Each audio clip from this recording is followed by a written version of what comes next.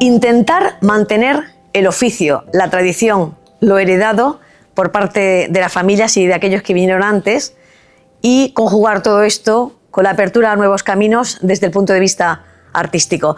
Hablamos hoy de alfarería, del pasado, del presente, también del futuro, y lo hacemos con una persona que pertenece a una de las sagas de alfareros más conocidas a nivel internacional. Son toda una institución, hablamos de los Tito. Hoy nos acompaña uno de sus miembros, Juan Pablo Martínez Tito, que ha sabido llevar esa tradición y elevarla a la categoría de arte. Uno de los premios nacionales de artesanía que nos visita en Mejor Hablando. Juan Pablo Martínez Tito, como otros tantos sucesores de oficios milenarios, fue desde temprana edad un potencial continuador del oficio familiar. Alfarero, su abuelo, su padre y él, que tuvo que sacrificar veranos y momentos de juego para aprender el oficio del torno. Nuestro invitado pertenece a una de las sagas con más solera de la alfarería. Asentada en Úbeda, la familia de los Tito no solo ha sabido mantener vivo el oficio, sino también seguir viviendo de él, aun cuando la cerámica fue sustituida por otros materiales. Juan Pablo no solo consigue un hueco en la empresa, sino que experimenta un progresivo perfeccionamiento de las técnicas, desarrollando una incesante formación académica. Se licenció en Bellas Artes, realizó un posgrado de musealización de la colección familiar de cerámica española extinguida, colaborando con instituciones como la Fundación Federico García Lorca, la Fundación Tres Culturas del Mediterráneo y con universidades como la de Cádiz, Belgrado o Los Ángeles. Su padre, el maestro Juan Tito, obtuvo el Premio Nacional de Artesanía a toda la trayectoria en 2006. 6 años más tarde era él el que recibía el Premio Nacional de Artesanía en Innovación, precisamente por incorporar a la alfarería nuevas visiones, técnicas y caminos. Ha participado en exposiciones internacionales de gran prestigio y ha trabajado con creadores de diferentes disciplinas artísticas como Arcadio Blasco, Milos Forman, Ronnie Horn, Joaquín Sabina, Laura García Lorca, Moisés Nieto, etc. Su cerámica está presente en grandes colecciones particulares y muchas de sus piezas han servido para decorar grandes producciones cinematográficas, desde la película del Capitán Alatriste hasta la serie Águila Roja, junto a otros ejemplos. Tito reivindica en cada una de sus piezas la vigencia de la tradición, así como la capacidad de la cerámica para transformar y desnudar el presente, pero sobre todo imprime verdad, respeto, autenticidad y denuncia al mismo tiempo, sobre todo por esa tradición de la que forma parte y que en muchos casos ha dejado fuera a las mujeres a las que no se les ha permitido formar parte de un oficio que él ha sabido llevar al arte. Hoy, en Mejor Hablando, recibimos a Juan Pablo Martínez Tito.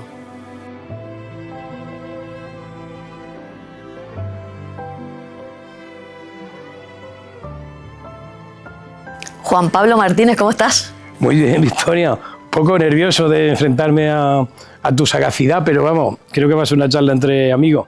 Madre mía, sagacidad. ¿Y enfrentarse a lo tuyo no es osado y no es importante, al arte? Y sobre todo lo que más me llama la atención, porque podemos decir, la tercera generación ya sabemos lo que representa que en una empresa, ¿no? Que gran parte de las empresas se vayan... Tiene muy mala fama. Mala fama. Creo que solo sobrevivían un 10 o 15% de empresas de la tercera generación. En tu caso es todo lo contrario. De hecho, y es una cosa que siempre me ha llamado mucho la atención de ti, es que has sabido unir la tradición, el oficio y llevarlo al terreno del arte, de la obra de arte. Esa es un poco la misión, aunque yo no considero que la vida esté diseñada ni que tenga una vocación. Yo no he tenido una vocación irrefrenable por la cerámica. Yo, como el aprendizaje es tan lento, tan arduo, pues en la infancia le tomo un poquillo de enterriña a la cerámica, porque mi padre a mí no me ha obligado a nada en toda mi vida, pero a aprender oficio sí fue un poco más coactivo, un poco más dirigente, y todos los veranos pues aparecía por las tardes con su pella de barro y decía, gástala y te hace unos cenicerillos, y te daba coraje, pues porque tus compañeros estaban en la calle jugando y porque es un oficio que se avanza muy despacio y lo fácil era que te llevara un rapapolvo suave, pero lo normal es que te corrigieran después de esa tarde de trabajo, no que te aplaudieran. Siendo un padre generoso y muy magnánimo siempre, ¿no? Pero en el caso, si quieres enseñar un oficio, lo que tienes que hacer es corregir errores, no valorarlos. Entonces, durante la infancia se incuba ahí un poco un cierto resentimiento, como decir, he nacido aquí en esta familia y te ves condicionado a aprender estas cosas y a vivir estos ritmos de vida y a tratar con clientes y a implicarte en los hornos. Eso tiene momentos también muy lúdicos y que lo recuerdas luego en la madurez con un montón de ternura. Pero en el momento que lo estás viviendo puede resultarte más incómodo, no tener tantas vacaciones o ser negocios que estamos atendiendo los 7 días de la semana. Todas esas cosas en el momento a lo mejor no te... Y bueno, pues yo más que esa misión ha sido mi manera de vivir. Yo me he encontrado que acabo Bellas Artes y empiezo a implicarme en el taller. ¿Qué pasa? Que me encuentro, claro, los 20 años anteriores que he ido practicando en los veranos. Eso ya de entrada me va a dar unos recursos, un lenguaje y un medio de sobrevivir económicamente. Y yo creo que en ese contacto más estrecho y diario es cuando empieza el enamoramiento, o por lo menos el disfrute de lo que estás haciendo. ¿Cuándo comienzas a tener eso claro, de que termina de ser una obligación, de lo que te manda tu padre a hacer en verano y que te quita tiempo para disfrutar de tu infancia, y cuándo te planteas que en realidad eso es lo que a ti te gusta también? Pues la madurez, que es definitiva, que nos enseña. Pues cuando ves otras cosas que se pierden o otras cosas de la vida que no son tan agradables y tú tienes ahí un refugio, un colchón que no solo te da de comer, sino que había como informaciones que te decían, esto es bueno para ti, porque yo qué sé, tú sabes el tipo de negocio que nosotros tenemos, que a lo mejor hay 2.000 piezas en esa exposición, ¿entiendes? Y que una persona llegara y cogiera una de tus piezas, que al principio pues eran el 5% de lo que había en la tienda presente, llegara con una pieza y te la pusiera en el mostrador y te pagara por ello, cuando era una pieza a lo mejor que era producto de tu libertad o de tu creatividad, pues es que el reconocimiento mayor que se te puede hacer. Están los reconocimientos de palabras de nuestros seres queridos, que son importantísimos, pero de las personas que tenemos menos contacto es que se saquen 40 euros del bolsillo y los cambien por una pieza tuya. Y que encima esa pieza la tengan que llevarse a Australia o a Estados Unidos o a cualquier sitio del planeta. Es decir, demuestra mucho cariño hacia un objeto que he creado yo. Y eso es lo que yo creo que empieza a llenarte y a darle sentido a que no es un mero trabajo productivo, que lo es, pero que tiene también unas connotaciones emocionales, estéticas muy bonitas. Que no voy a dar por suerte pues el turismo que va, es un turismo cultural, que no es la compra de un souvenir, sino que es llevarse un objeto que, aunque no sea el típico, como a veces abusamos de ese tipo de terminología, que no sea lo típico, que sea un objeto bello que va a estar en su casa. Y es un enriquecimiento mutuo, porque tú a ellos le das lo mejor que sabes hacer y ellos te dan a ti su mejor criterio. Gente que está muy viajada, gente que tiene un buen nivel cultural y que cojan una pieza tuya, pues te sientes reconocido. ¿Qué es el barro para ti? El barro es un olor, esencialmente. Es el olor a tierra mojada, ese que disfrutamos, por desgracia, tampoco cuando llueve. Pero en una alfarería ese olor se produce con mucha más frecuencia, porque cuando se remoja el barro, ese olor, otros muchos olores, los del orujo, por ejemplo, cuando se cocía con orujo, es un olor que todos los jiennenses conocemos. Pero no es del almazara cuando se está extrayendo la cosecha, es luego el alperujo, el orujo, que ya está más seco, que también es un olor intenso, pero que eso se te mete cuando tienes 4 o 5 años, que has estado jugando entre eso, y se te mete muy hondo, y es lo que dicen los neurólogos, ¿no? Que el olor es el que muchas veces nos va a remitir a los recuerdos más antiguos, y es que así. Pues y eso es lo que significa el barro. El barro es una metáfora de la vida perfecta, porque utilizamos muchas veces la alusión al barro. Estoy tirado en el barro, esto no vamos a salir del barro. Tiene unas connotaciones muy peyorativas. Hay una expresión muy bonita que dice, estoy más tirado que unas puertas de barro. Las puertas de barro pesan mucho, entonces cuando las sueltas con muchas ganas de soltarlas. Hay muchas alusiones, como dice Muñoz Molina en este país, el que se ha manchado trabajando ha tenido cero prestigio social y económico. El agricultor, el minero y el alfarero, no digamos, el alfarero... La alfarería en general arrastra una historia de exclusión, de poca valoración, aunque todo lo de la vida cotidiana era de barro, desde las baldosas que pisaba, las tejas, los ladrillos, la cazuela, el candil, era un material indispensable en la vida hasta los años 70 del siglo XX. Sin embargo, sus profesionales ya lo ves que incluso urbanísticamente se trató de expulsarlos del casco antiguo y están en las afueras, también porque era una actividad molesta por los hornos. O sea, por eso se llevó allí la ganadería, mejor en el siglo XVI y XVI se creó toda la calle Valencia, con casas muy racionalmente pensadas para desempeñar estos oficios, pero en el fondo lo estaban excluyendo de la vida. Eso ha cambiado, Juan Pablo. Ahora, bueno, tu familia, la famosa familia, la saga de los Tito, que son toda una institución, sois toda una institución en el mundo de la alfarería, junto a otras familias también de la ciudad de Úbeda y de otros puntos de la provincia de Jaén. Quiero decir que ese quitar valor al trabajador, al que llevaba el oficio del barro, se ha convertido en todo lo contrario, ¿no? Sí. Un respaldo social y un aplauso social, no solo haber trabajado, sino haber mantenido, haber fortalecido ese sector, ¿no? Ese oficio. Un profesor de historia de aquí de Jaén, que se llamaba Antonio Duro, cuando le decía, más que se urbanizó Barcelona muy mal en los años 60, y decía, eso no es impersonal, es decir, las construcciones baratas del extrarradio de la ciudad de los años 60 lo hicieron especuladores, claro, y esta transformación que tú dices, claro, es producto de una evolución social. España ha pasado de la Edad Media prácticamente a finales de los 60 a una sociedad europea homologable, ¿no? Pero eso es consecuencia así de una subida en el nivel de vida, en las formas de entender el ocio y también el trabajo particular de determinadas personas. El viernes pasado hablábamos en Paradores de lo que Paradores ha hecho por la artesanía en Úbeda y lo que la artesanía podía aportar a Paradores, que es mucho menos. Ha aportado mucho más Paradores en cuanto a clientela, en cuanto a dinamizar las ciudades, a nosotros que nosotros. Pero bueno, también han sido muy sensibles a la hora de decorar sus instalaciones y hay mucho trabajo artesano en todos los paradores de España. De esa transformación que le han hecho cosas, instituciones o personas concretas, es decir, Paradores, tuvo su papel importante, que es una idea de los años 20, una gran idea, de las pocas buenísimas ideas que ha habido en España, esa era una, ¿no? Ofrecer unas instalaciones hoteleras prestigiosas que fueran estuvieran testadas de que eran de calidad y pudiera venir una persona de Londres o de Bruselas o de Madrid o de Barcelona y sabía que no se iba a encontrar un hotel lleno de cucarachas. Pues esa institución. Y luego, hombre, en el terreno de la alfarería, pues mi padre, yo es que a veces ya me da pudor porque parece, pero mi padre fue un eslabón esencial en hacer una transformación que no se produjo en muchos centros alfareros de España y desaparecieron, y hacer esa primera gran revolución que tú dices que yo abandero o que defiendo, y es verdad. Pero él tuvo que currarse ahí unos años muy malos entre que su clientela habitual, que le compraba un cántaro para ir a la fuente, ha desaparecido porque había llegado el agua corriente a las casas. Es decir, en cuestión de 2 o 3 años, cientos de cántaros que iban todos los días a la fuente dejan de ir. Y dejan de romperse un puñado de ellos y esa clientela ya no va a volver porque ha llegado el Duralé, ha llegado el plástico, la gente ha migrado hacia... Y ahí mi padre en esa época tuvo que decir, ya no voy a vender más cántaros de barro, voy a tener que vidriarlos de verde, voy a tener que calarlos. Se trabaja y se implica en una transformación que por suerte luego es reconocida. Hombre, es verdad lo que tú dices. Premio Nacional de Artesanía, Juan Tito, en el año 2006, creo, 2006. ¿verdad?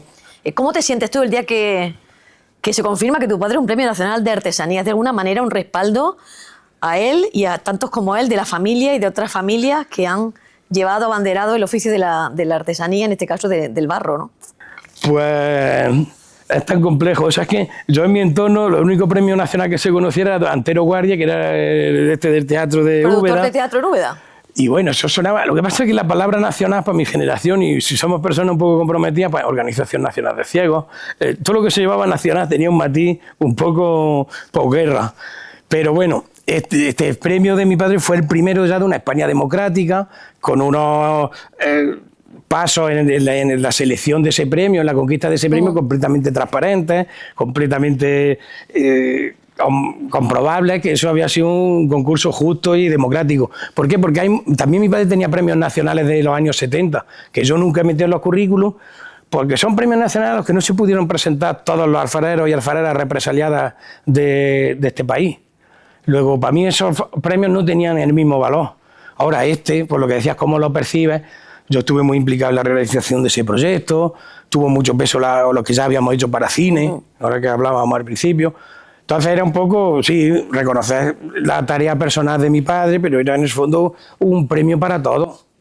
Y 6 años más tarde, Juan Pablo Martínez, que está aquí sentado, también tiene un Premio Nacional de Artesanía en el apartado Innova, que de alguna manera representa eso de lo que estamos hablando, ¿no? De innovar y de llevar la artesanía a otro nivel. Sí. Sí, ese fue. Después de presentarme en 2 o 3, entre esos 6 años me presenté 2 o 3 veces y no me quedo finalista, y en otros ni me quedo ni finalista.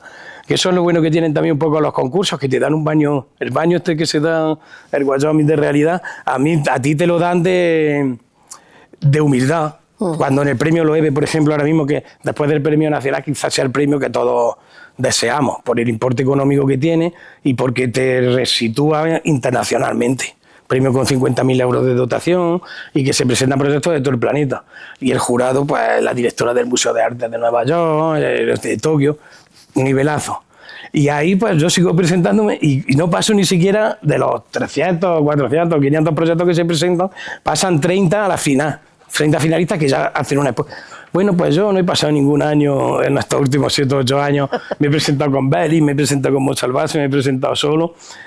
Y bueno, y te hace a decir, pon los pies en la tierra, que hay gente por ahí que se está también trabajando muy bien en este sector y dotándolo de discursos. Sí, yo con el Innova Nacional me siento súper agradecido y súper satisfecho porque premia lo que tú dices. Actualizar la herencia, una herencia muy pesada de 3.000 o 4.000 años de tradiciones, de modos de trabajar, de ideologías, de prejuicios, actualizarlo al día de hoy. Bueno, pues sí, algo habremos aportado en ese campo para que tenga ese reconocimiento. Hablábamos antes del barro y lo asociábamos a dichos, a prejuicios también, ¿no? Sobre él. Y fíjate, el barro comienza siendo algo muy efímero, que se puede caer, se puede destruir, pero acaba siendo una pieza sólida, ¿no? Cuando ya está trabajada y terminada, ¿no? Es un proceso de gran nobleza, ¿no? Para este material que se convierte luego en lo que se convierte, ¿no? Es la alquimia esa que el ser humano lleva persiguiendo casi desde que hay ciencia, ¿no? Transformar algo que no es nada, que no vale nada, en algo que es, pues, por ahora el material más duradero que ha creado la especie humana. Y además con el componente poético de que también es muy frágil, que se te cae y se rompe, un poco como somos los seres humanos, ¿no? Que todos tenemos vocación de perdurar, aunque no sea con nosotros, a través de la buena educación que le damos a nuestros hijos o a nuestras hijas, y decir, bueno, yo moriré, pero que quede en ellas, aparte de mi carga genética, que quede en ellos y en ellas el peso de mis valores o de que sean buenas personas a la manera que yo entiendo ser buena persona. Y ese afán que tenemos, sabemos que nos morimos mañana y dentro de 50 años seguramente no nos recuerde nadie. O dentro de 100, siempre dicen... Hombre, a ti va a ser más difícil olvidarte por aquello de que va a haber en muchas casas del mundo piezas que tú has hecho. ¿Esto cómo se lleva? Porque también de alguna manera es ir colocando en muchos sitios esas piezas que en un momento de tu vida y en un momento de tu creación fueron lo más importante, ¿no? Sí, como no se dice cápsulas de tiempo, algo así, cuando inauguran un edificio que mete... La primera piedra. Los otros días lo hablamos, que meten un periódico, sí. Y es verdad que está claro que de una civilización después de 3.000 años lo único que queda es barro. Es barro cocido, vamos, cerámica. El bronce, los textiles, casi todos los materiales son más vulnerables a la erosión, a los cambios de temperatura, a la humedad, al fuego. Y la cerámica es un testimonio. Sí, yo hablaba ayer con una visita y es verdad, es una pequeña venganza, que yo me gusta mucho hacer caligrafía sobre cerámica, como sabes, ¿no? Un homenaje pues, a mi madre, que no pudo aprender a escribir, a toda la generación, a esa generación de mujeres que tuvieron menos oportunidades todavía que tenían los hombres por el hecho de ser mujeres. Y para mí esa forma de escritura es rendirle un homenaje a ellas. Y también conectar pues, con el sentido poético de la escritura, ¿no? Porque hay referencias muy bonitas en la cerámica coreana o japonesa, cuando están haciendo una tinaja, cuando está abierta, dentro escriben un haiku, muy trascendente como son ellos, y luego ya cierran la tinaja y ya se queda el poema ahí dicho y a la vez oculto para siempre. Que eso pasa en España, en las tejas que vemos árabes, cuando desmonta un tejado, hay veces que el alfarero no pudo resistir la tentación de tener 100 tejas allí en un patio secándose, blanditas, y pones fulanico se acuesta con menganica, o me cago en el rey, y este. Eso es el que supiera escribir. Y a la vez un mensaje en la Alhambra, cuando limpiaron los artesonados, ¿qué hay en el reverso de todas las tablas de los artesonados de la Alhambra? Todo lo que el Corán prohibía. Mujeres desnudas, animales, todo lo que el ser humano tiene como una necesidad de contar, y a la vez tiene también sus temores o sus reparos a ser descubierto o a desnudarse delante de los demás. Y en ese sentido yo eso lo practico mucho y digo, bueno, una neura mía de una tarde de agosto que esté harto de trabajar o que se me haya tenido algún contratiempo, que yo la expreso allí como puedo, queda un testimonio dentro de 5.000 años, es decir, ¿Qué le pasaría al humanoide este si es que existe el humano? Que... El taller de Juan Tito y de Juan Pablo Tito está en la plaza del Ayuntamiento en Úbeda, un sitio de los más concurridos, ¿no? De los más visitados por parte de los turistas. ¿Cuántas piezas calculas tú que tenéis en ese museo? Piezas antiguas y de finales del siglo XIX, principios del XX, de toda la península ibérica, habrá unas 600 piezas. Eso está un poco más inventariado, no bien, pero...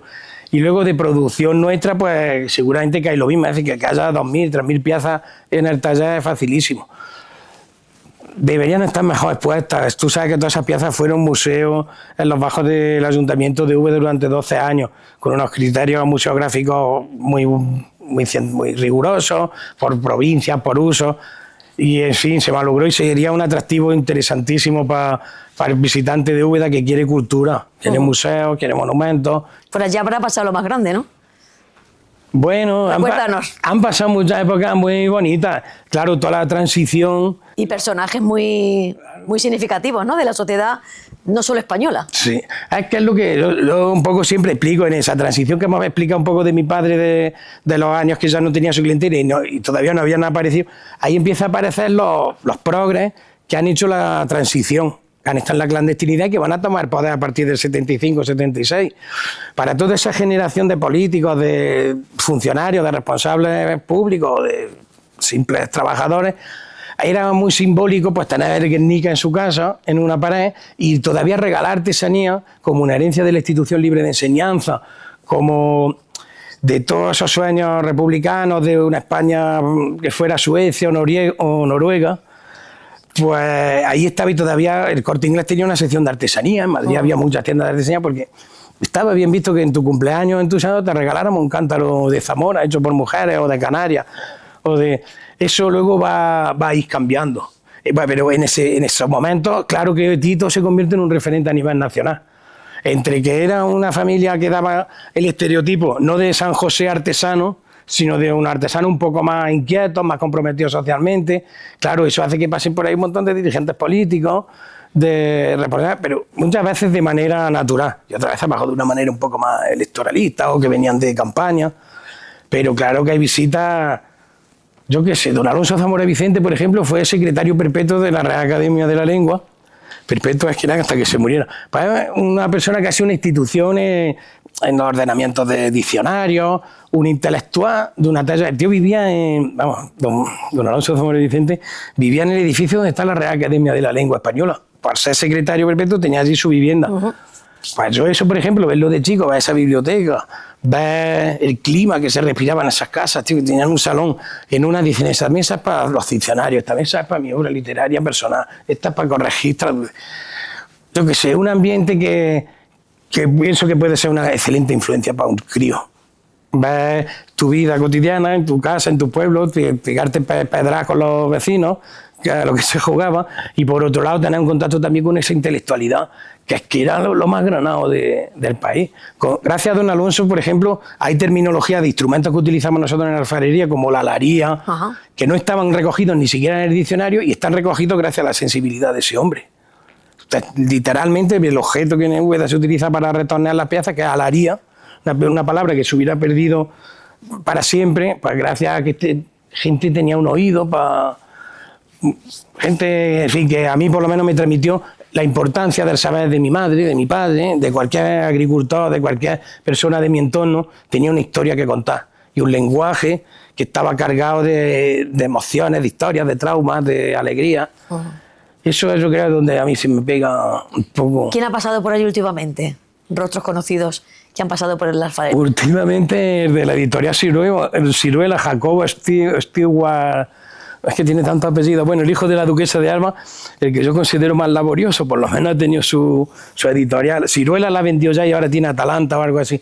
Pero vamos, que es un personaje que lo ves por la altura, por la melena blanca que lleva, y que está casado con Inca Miró, que fue también una modelo de referencia en los 80, lo cual también lo honra, que yo es algo que admiro mucho, las parejas que se mantienen mucho tiempo. Porque hay algo ahí verdadero y pienso que es admirable y digno de reconocer dentro de un mundo tan hedonista y tan poco dado al sacrificio como estamos, pues eso te llama la atención y yo creo que le aporta valor a ellos. Pues esta ha sido de las visitas así más mediáticas, digamos, Jacobo el tío Bugarete. Pero yo qué sé, si es que no. Está la soprano que ha cantado en el Festival de Música y Danza de Úbeda, que será la primera o la segunda del mundo. Pues yo estaba en la tienda, yo la estaba atendiendo como otra persona normal, y fueron los otros visitantes de la tienda los que dijeron, esta es fulanica, lo que da idea de mi incultura, pero también da idea del turismo de Úbeda, que eran gente que había venido de Pamplona, de Alicante, a ver ese concierto de esa mujer. Les pidieron fotos pues, como si fuera una estrella del fútbol, de influencer o algo así. Juan Pablo, ¿se abrió un mundo para ti desde el punto de vista de la empresa, del negocio, cuando parte de tus piezas empiezan a llegar a grandes películas y a grandes producciones? Me acuerdo, por ejemplo, de A la Triste. Sí. Y otras muchas. Águila Roja, claro. Y cuéntanos, ¿qué has llevado allí y qué te han reclamado esas productoras? Mira, hay una génesis que casi nunca contamos del cine, que dice mi padre, que trabajó para un Saura, bueno, para el director de cine, y que Gerardine Chaplin bailaba un baile con una pieza suya. Yo le he buscado en Flixolé, en todo donde puede estar el cine español, no la encuentro. Que aprovecho ya esta plataforma, porque mi padre recuerda que luego en los títulos de crédito ponía Atrezo, Galerías Preciados, que era un cliente suyo de esa época, decía fácil que fueran a por esa pieza y que coincidiera que fuera una de mi padre.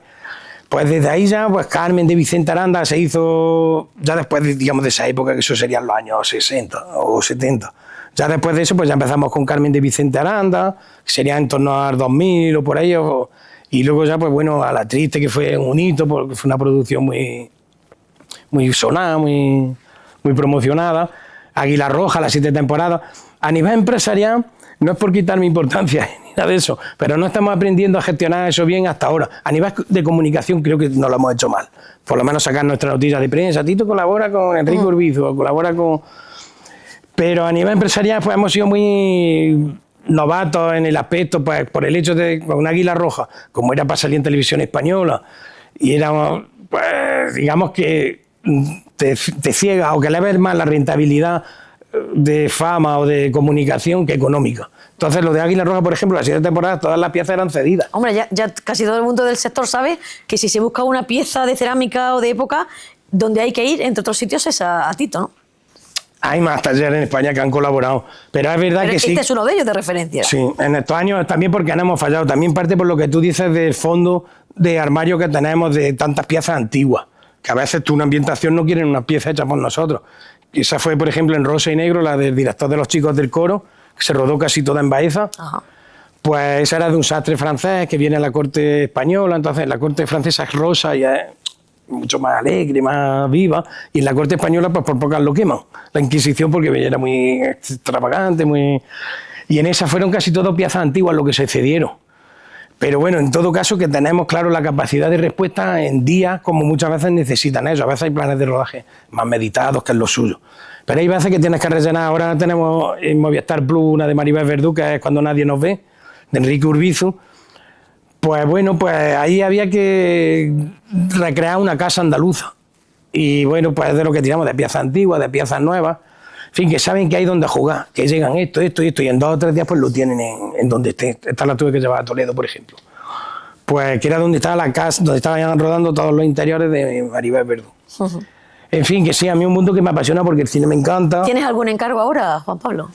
De cine no tenemos nada ahora mismo. Hay alguna otra cosilla por aquí, por Jaén, pero de cine no.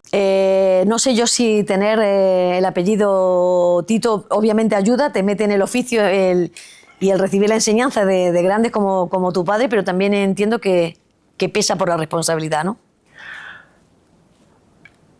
Sí, yo te digo que soy muy poco trascendente. Como me gusta mucho la escena de la película esta de La niña de tu ojo, que le dice Santiago Segura a Antonio Resina, dice, es que, no, dice Resina Segura, dice, es que esta película va a poner en riesgo mi prestigio. Y le dice Santiago Segura, ¿qué prestigio?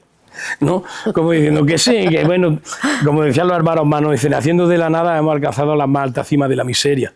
No está mal, no de la miseria moral, pero que bueno, porque somos pequeñas empresas, es verdad que hemos defendido el sector con mucha dignidad y hemos sido un ejemplo para otros talleres o para otras localidades, para imitar este modelo, o seguirlo, o recrearlo, o mejorarlo, seguramente en la mayoría de los casos. Pero yo qué sé, yo por ejemplo, yo para mi hijo no estoy siendo tan directivo como a lo mejor fue mi padre para que aprendan el oficio. ¿Por qué? Porque quiero que sean felices, sé lo duro que es ser autónomo en España, sé los horarios que tenemos, y bueno, están allí respirando el ambiente y que hagan lo que quieran. Pero yo no les subía una pesa todos los días de verano para que la hicieran. Que a lo mejor me lo echan en cara. Coño, si te enseñaron y tú no nos has enseñado a nosotros. Entonces yo que sé qué responsabilidad. Sí, sería muy bonito, pero Victoria, sinceramente, yo cuando decimos 6 generaciones de artesanos, siempre digo, primero, no hay una artesana, coño, que haya sido buena en esa casa para continuar la tradición. Lo primero es lo que esos estereotipos tan patriarcales tienen de padre a hijo. Y las hijas que ni se mencionan. Cuando es un oficio eminentemente femenino desde Neolítico, cuando hoy en día no se necesita una fuerza física extraordinaria y cuando hay un montón de ceramistas mujeres en el sector que están demostrando que son las que llevan la locomotora a nivel nacional. Entonces, ¿por qué en los pueblos siguen habiendo ciertas inercias que a mí no me gustan? Pues por eso es por lo que yo no las intento perpetuar en cierta medida, porque también me parece que transmite una sensación de sociedad que el hijo del juez y el hijo del banquero sigan siendo jueces y banqueros, y el hijo del agricultor y del alfarero sigan siendo alfareros y agricultores. Me gusta más que haya esa interacción y ese movimiento. Y ese posible cambio de planes, ¿no? Claro. Entre la familia, entre las generaciones, ¿no? Y el mundo en el que nos movemos, Victoria, que en la Edad Media es verdad que el conocimiento estaba más restringido, pues normas que tú una técnica, un secreto, solo se lo contarás a tu hijo. O a tu hija, no, es que es lo que me jode también de esto. Se lo contaba para que siguiera haciendo esa producción más exclusiva, que lo distinguiera de la competencia, de lo que fuera. Pero hoy en día todo el conocimiento está en la red o es público, por suerte, porque decía Machado, solo se posee lo que se comparte. Entonces, ¿tú qué haces guardándote ahí un secreto? Sí, no hay secreto, sí, está todo inventado. Pues quizás para estos talleres puede ser más una garantía de supervivencia, una alfarera coreana que venga a aprender con nosotros y que se enamore y que se implique y que veas que pueden ser más una garantía de supervivencia que necesariamente uno de nosotros, que a lo mejor no lo sienta o no esté capacitado o lo que sea. En tu alfarería se han hecho ya proyectos con otros artistas de otras disciplinas, ¿no? Me estoy acordando, por ejemplo, con Beli, el muralista de Linares, entre otros muchos artistas que han estado contigo desarrollando piezas únicas y yendo por caminos diferentes, ¿no? Dentro de varias disciplinas, en este caso la artesanía, el barro, con otras, ¿no? Por ejemplo, la pintura. O sea, es que sé que te dice, lo único que he tenido bueno en mi vida ha sido la gente de la que me he rodeado, ¿no? Y un poco a eso, ¿no? Que tú tengas iniciativa, tengas cualidades, tengas capacidad técnica, quien te va a enriquecer es lo que aprendas de los demás. Y entonces todas esas colaboraciones han sido fruto, primero, de una buena sintonía personal, porque sin eso no va a haber nada. Ya fuera el proyecto más enriquecedor económicamente, el más ambicioso, si no va a estar a gusto para lo que dura la vida, pues mejor no hacerlo. Entonces, casi todo, pues en el caso de Belling, que hay una sintonía y que es una persona perfectamente querible por cualquiera que lo conozca. Yo que sé, Miquel Barceló estuvo en el taller este junio, ¿no? El otro, que venía de Japón, venía loco con la alfarería. Bueno, pues también yo le hice unas piezas. Eso es que para mí son el medio. Primero, a Barcelona hay que transmitirle nada porque ya sabe lo que es la cerámica. Y está enamorado de la cerámica primitiva africana, que es esa historia tan sencilla que hay que sentir las cosas, es decir, lo rudimentario de un utensilio de tu abuela o de tu bisabuela, que no tenga ningún valor bajo económico ni sea de un material noble, pero que lleva toda la carga emocional de 3 generaciones que han cuidado ese objeto para que no se pierda y vaya pasando de mano en mano. Todo ese sentido místico, digamos, que tiene todo Oriente sobre la cerámica, es lo que yo quiero que aquí viva, o que se amplifique, porque existe, ¿no? En las cazuelas de novia granaína o de Úbeda, de cualquier pueblo, la pieza que la mujer llevaba en el dote, esas piezas, a pesar de su fragilidad, se sacaban muy pocas veces, pues para que no se rompieran, para que duraran, casi pasárselas de madre a hija. Es decir, en este país ya tenemos una historia de afectividad con esos objetos. Lo que hace falta, pues, dignificarla, ampliarla y preguntarnos muchas veces que no hace falta tener 5 vajillas distintas, sino tener un buen conjunto de elementos donde tú dignifiques el hecho de comer y estés rindiendo homenaje a los que no van a comer ese día y tengas esa conciencia global del privilegio que supone tener un frigorífico lleno o tener un plato en la mesa. Con el barro se hace casi de todo, ¿no? ¿Qué es lo más raro que has hecho? Lo más raro... La verdad es que antiguamente es que se hacía de todo, lo de comer, lo de iluminarse, los juguetes, todas las cosas, desde la paridera para nacer hasta la lápida para morir, estaba presente la cerámica. Más raro, pues un Playmobil, por ejemplo, algo que entronca, digamos, la infancia, el jugueteo, que a mí me atrae, y un material que te da muchas dificultades para reproducir un muñeco que en realidad es de plástico. Va a tener otra resistencia, se va a romper de otra manera. Eso es de lo más rarillo que he hecho. Así que me acuerdo ahora, una máquina de escribir. Luego también es que somos muy complacientes con los clientes. Lo hablábamos ayer que tuvimos asamblea de artesanos con Alfonso Góngora, con el padre. Es que no decimos que no a nada. Porque en el fondo, yo que sé si nos falta cultura empresarial o que nos sentimos como un sentimiento de servicio muy severo hacia el cliente, que te dice, dame esto, así lo puedes tener en 3 días y que sea así, así. Y decimos que sí a todo. Entonces hemos hecho cosas que muchas veces, ¿qué haré yo haciendo esto? Pero bueno, como es para el cliente. Yo eso con Moisés Nieto, que ha sido otra de las colaboraciones más permanentes y más fructíferas, yo me admiro eso, su sentimiento de artesano, que no se lo, ya sabe que está cosiendo para las más altas instancias del país y no pierde su actitud de artesano, es decir, que tú quieres que te ponga aquí 3 volantes, yo te los pongo, me gusten o no me gusten, pero yo estoy aquí en condición de técnico. Sí. Que luego quiero hacer un traje que sea a mi gusto, pero en principio esa humildad, Victoria. Igual que vosotros al servicio de la verdad y de la información y de eso. Y luego ya, pues, no sentirse muy estrellas nunca, ni nada, que aquí estamos todos para... El oficio, es que hay que hablar del oficio. Sí. Del oficio. Acabo de leer ahora Elogio de las manos, de Jesús Carrasco, que es el que escribió Intemperie, que hay una película de todas... Pues este Elogio de las manos yo se lo recomiendo a cualquier profesional, con la cámara, de eso, el oficio de vivir y la gesticulación y la comunicación y tantos gestos y cosas que hacemos para... no sé, a través de las manos y el instinto que tenemos de tocar. Un libro muy emotivo. Juan Pablo, ¿tú te has planteado alguna vez ser algo diferente a alfarero? Yo, claro que sí. Yo mi vocación sería ser lector, por ejemplo, para corregir fallos de ortografía o algo en un libro. Pero yo pienso que si me retiraran de esto, al final lo buscaría otra vez. Yo creo que la didáctica ideal para que nuestros hijos aprendieran cerámica sería prohibírsela. Decirle, no se os ocurra tocar un pedazo de barro. Entonces los verías por las noches buscando barro, metiéndose en los talleres de mis primos o de otros. Es que el ser humano somos así de tarugo. Entonces supongo que si me prohibieran hacer cerámica diría, no, yo tengo que hacerlo, que tengo una necesidad. Pero soy muy disfrutón de la vida. Yo puedo pasar mucho tiempo oyendo un podcast, Sí, me planteo, me veo de cualquier cosa. Juan Pablo, ¿y en qué momento podemos decir que se encuentra la artesanía? Porque conocemos tu caso, el de tu familia, el de tu carrera artística, pero ¿en qué momento está la artesanía en general? Vamos a ver, yo en general intento estar un poco informado del sector porque tienes amigos, relaciones, ferias, clientes, que a lo mejor son también artesanos. Nosotros aquí también, en la tienda pues también hay una parte más de galería, pues que vendemos de otros ceramistas que nos gustan. En fin, y por ellos tienes el termómetro... Yo soy, mira, en el plano ubetense, mejor imposible.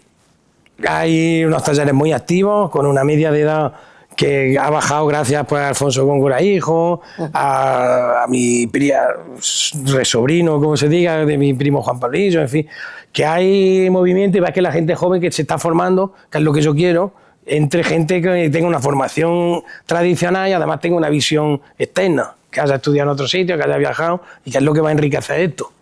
Entonces, en Úbeda, yo creo que muy bien porque todos tendremos también talleres muy visitables. La conjunción turismo-artesanía, perfecta. Y más turismo cultural. No estamos muchos, con lo cual yo creo que con el turismo estamos bien. No voy a ser... Sí, voy a ser buenista, que está muy bien. Que viene gente, ¿no? Que todos vendemos, que el que le pregunta tiene encargo, que hemos estado en Mesonos ya ahora también con el apoyo institucional muy sensible hacia nosotros, a lo que queremos, lo que no queremos, muy no todo por el pueblo pero sin el pueblo, sino todo por el pueblo y con el pueblo, preguntándonos ¿qué queréis que nos gastemos este dinero? En fin, hoy me escribía un galerista de Atenas que ha sido un contacto en Mesonos ya de París, ya me lo había dicho Alfonso, había un tío que me preguntó, bueno pues ya me ha escrito, quiero decir que bien, que como todos los autónomos, que lo que juntas con el datáfono sabes que se te va luego automáticamente. En fin, como tiene que ser, hay que aportar, pero que es un sector que podríamos estar mejor en cultura y pagar menos IVA, que pagamos un 21% en industria. Y a nivel nacional hay muchos casos que no son tan halagüeños como el de Úbeda. En sitios que no tengan un acceso a la venta directa al cliente, ahí como haya alguien que esté entre medias, ya los precios empiezan a ser injustos y la producción empieza a no estar motivada ni a hacerse con un reloj. Espero que sí, hay muchos ambientes en las revistas de decoración, en las influencias, que la cerámica se pone. Hay como unas ganas de conocer el tema y esperemos que de valorarlo y de pagarlo. ¿Cuál es el secreto mejor guardado que no se cuenta de la cerámica de Úbeda? ¿O de la cerámica de los Titos? Pues mira, te voy a meter otra bomba de profundidad a lo de las generaciones. Eran alfareros, todos muy alfareros, te pones a escarbar y dices, por aquí había uno. Pero que yo me acuerdo que yo tenía un bisabuelo que era cerote, que era carbonero, que no era tampoco ministro ni nada de eso. Estaba también al saltado de lo que se mancha mucho trabajando. Cerote es muy bonito. Cerote es la cera que tenían los zapateros para engrasar el cuero y poder coser. Eso estaba negro, como el cerote de betún de los zapatos. Cuando pasaba el hilo ahí 2 o 3 veces ya estaba hecho un asco. La cera que era blanca, estaba hecho un asco. Hubo un anuncio hace poco de Louis Vuitton, se ve una señora cosiendo un bolso y tiene un cerote aquí, claro, que es cera virgen, blanquita de pasar el hilo ahí, sí. Pero luego es un instrumento que se utilizaba y que el pobre heredó. Yo creo que el secreto más guardado de eso es que a lo mejor no hay una continuidad de tantas generaciones ahí impolutas. Como tampoco somos marqueses ni nada, no hay árboles genealógicos muy fiables. Luego, pues que eran sociedades de ese tipo, que en noviembre se iban al molino porque el barro estaba muy frío y no se podía trabajar. Entonces dejaban de ser alfareros en noviembre o en octubre y se iban a trabajar a las almazaras o se iban a coger aceitunas o no. Yo por decirte un secreto, así que yo hay veces que me cuesta encontrar las 6 o 7 generaciones que tanto se venden. Sí, si las buscas, mejor las encuentras, hacia Texas, hacia... Pues sí, pero no sé si es muy morboso el secreto, es normalillo. ¿Cuenta? Eso quizás sea el más... Y que luego, pues que trabajamos mucho también, que parece, a ojos de muchos colegas de España, claro, Úbeda la envidia de todo, pero también echamos más horas que un melonero. Claro, y también está ese acabado que se le da en color verde. Eso no es secreto. ¿Eso no es secreto? Eso ha sido... Yo conozco a artesanos y ceramistas de otros sitios que dicen que no logran ese verde de Úbeda. Pues porque hay un componente que se extraía en Linares, que ya no se extrae, que cada vez vamos a tener más dificultad por obtenerlo, que tiene un porcentaje de plomo, pero como son piezas para uso decorativo no pasa nada. Y ese plomo es el que hace ese verde. Y el plomo está prácticamente desterrado ya de los sitios, pues por salud laboral, esencialmente más nuestra y de los mineros que lo extraían que del usuario final. Ah. Es decir, una pieza que haya plomo en su composición, al cocerlo a 1000 grados, eso es irreversible, ya que eso tú te... Vamos, en un paquete de cames que te fumen, ingieres más plomo que toda la vida comiendo en una vajilla que esté hecha con plomo.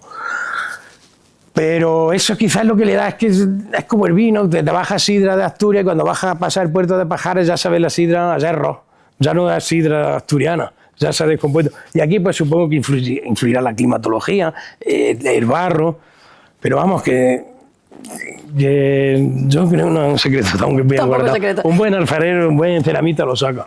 Juan Pablo, cuéntame, no sé, ¿sigue existiendo ese ritual a la hora de cocer las piezas? Cuando llegan al horno del alfarero, o ya se opta por otros mecanismos más modernos? Hay mecanismos más modernos. Ya los hornos de ella a lo mejor se cuecen una vez al año para que no se pierda el ritual ni se pierdan los conocimientos que van asociados a cocer un horno de leña, que son muy complicados. Y se cuecen en otros hornos, pero lo que no se pierde es el sentido de la alquimia, ese de lo que hemos dicho un poco al principio, de transformar algo que es efímero completamente en un material tan duradero y que los resultados, a fin de cuentas, no los tienes controlados, no es una ciencia exacta. Que normalmente cuando haces pan, haces ochillos, también habrá su margen. Esto me ha salido mejor, esto peor. En esto te puedes pegar cada patinazo, si te sales, si innovas, si arriesgas. Cuando abres, siempre el hecho de abrir un horno es un momento de estrés y de ilusión y de incertidumbre a ver lo que te vas a encontrar. Eso es bonito. Es como un día de Reyes que lo repite varias veces al mes o al año nosotros. Juan Pablo, si te tuvieras que reencontrar con tu yo del pasado, el joven que quiere ser, que dice un día voy a estudiar Bellas Artes, voy a continuar con la cerámica, con el oficio familiar, pero voy a darle mi visión desde un punto de vista ya de formado universitariamente hablando. ¿Qué le dirías, qué consejo le darías a ese joven? Yo qué sé, ¿qué le diría? No le diría, a veces cuando estás feliz dices, no le diría nada porque si he llegado aquí es que ha merecido la pena, todos los errores que hayas cometido, ¿no? Entonces diría, déjalo, no vaya a que haga otras cosas y no llegue a conocer a la mujer que amo o a tener estos hijos con estas características, ¿no? Da miedo pensar en que vuelva yo así y le diga, tío, no hagas esto. Le diría que va a tener tiempo de divertirse mucho tiempo, que no se agobie por divertirse ya, que con 18 años te quieres comer el mundo. Eso sí se lo diría, le diría, ten paciencia, que luego la vida te va a dar muchas opciones de divertirte, que no tuvieras miedo, todos los miedos que tienes en la adolescencia, en la juventud. Yo tenía muchos conflictos, decía, es que no tengo una vocación alocada por las bellas artes, o tengo vocación nada más que por divertirme y por salir, en fin, todos esos conflictos los tenía así a nivel ético.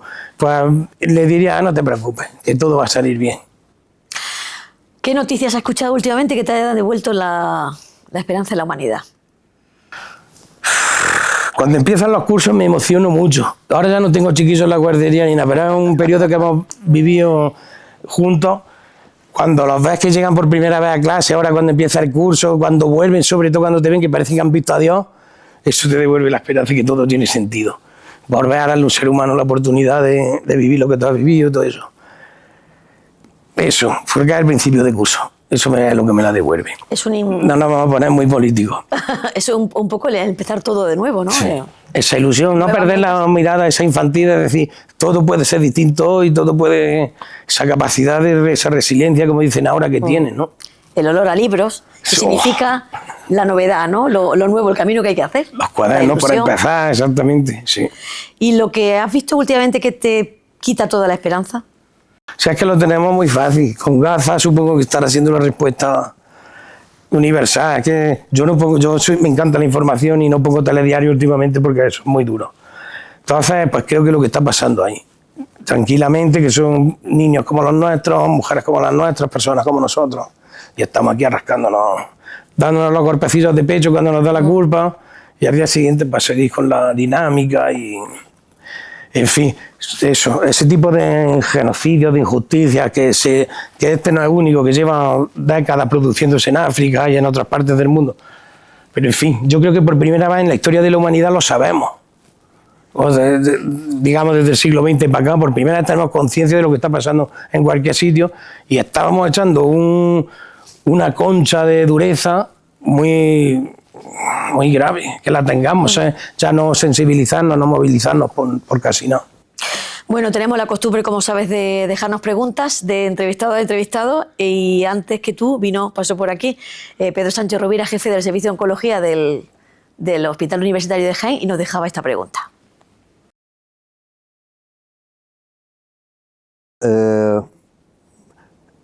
¿El mundo que vamos a dejar a los que vienen después que nosotros es mejor o peor que el que nos han dejado? ¿Va a ser mejor o va a ser peor que el que hemos heredado?